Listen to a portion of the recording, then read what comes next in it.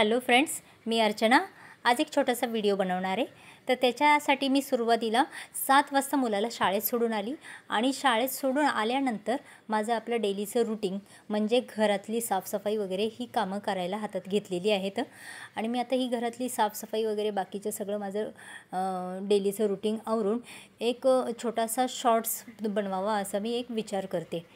तर त्याच्यासाठी मी आज ठरवलं की काय बनवायचं, कशावरून बनवायचं।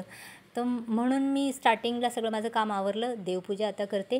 देवपूजा झाली की मी व्हिडिओ स्टार्ट करणार आहे।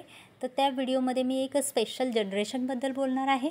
तर ते काय आहे जनरेशन, किंवा आत्ता जे सध्या चर्चित कुठलं जनरेशन आहे ज्याची जास्त चर्चा केली जाते त्या जनरेशनबद्दल मी माहिती देणार आहे।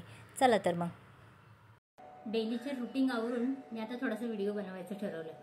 मी बऱ्याच दिवसातून व्हिडिओ टाकते, कारण की बरेच दिवस मी व्हिडिओ टाकतच नव्हती, फक्त शॉर्ट्स टाकायची। कारण माझ्या मोबाईलची क्लिअरिटी चांगली नाहीये, जुना झालाय आता तो, त्याच्यामुळे मी व्हिडिओ टाकतच नव्हती, जास्त करून शॉर्ट्स टाकायची। आज मी जो व्हिडिओ बनवते तो एका वेगळ्या मोबाईलमध्ये बनवते। तो मोबाईल आहे माझ्या मुलीचा, जी आहे सध्याची जेनजी जनरेशन मधली। जेनजी जनरेशन म्हणजे काय, तर 1997 ते 2012 पर्यंत जन्मलेली जी मुलं आहेत ती असतात जेनजी जनरेशन मध्ये।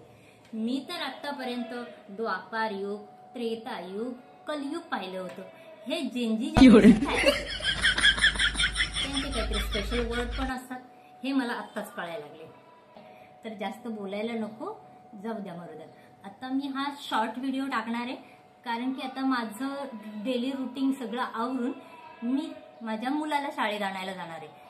तो आहे वेगळ्या जनरेशनचा, म्हणजे त्याच्यानंतरचं जेनजीच्या नंतरचं जे जनरेशन आहे अल्फा, त्या अल्फा जनरेशन मधला आहे तो, म्हणजे 2013 नंतर जन्मलेला। सध्या तो इयत्ता 7वी मध्ये आहे, त्याला मी शाळेत आणायला जाते। ओके, चला मग, बाय।